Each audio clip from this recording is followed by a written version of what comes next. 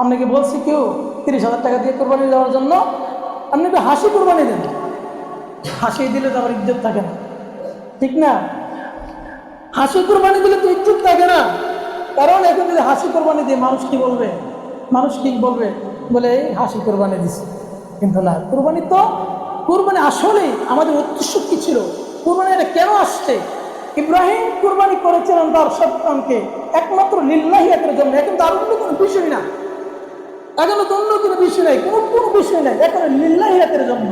তো আজকে লিল্লাহিয়াতের জন্য যে কুরবানি হওয়ার কথা ছিল, আজকে সেই কুরবানি কেন পারিবারিক হয়ে গেল? আজকে সেই কুরবানি কেন সামাজিক হয়ে গেল? সমাজকে দেখানোর জন্য, পারিবারিককে দেখানোর জন্য, মানুষকে দেখানোর জন্য। নতুন বিয়ে হয়েছে, শ্বশুর যদি জানে হ্যাঁ কোরবানি, জামাই কোরবানি দিচ্ছে না, কেমন না বিষয়টা? হ্যাঁ আমার টিকা জানে, বিয়ে যদি জানে কি বিয়ে কোরবানি দিচ্ছে না, বিষয়টা কেমন না? এইগুলো আল্লাহর কাছে কি হবে না? কাজ হবে না। এগুলো কাজ হবে না। আল্লাহ তাআলা ইখলাস দেখবেন, আপনি কোন নিয়তে কোরবানি দিচ্ছেন সেটা দেখবেন, সেটা দেখবেন। তাহলে এই কোরবানি আমরা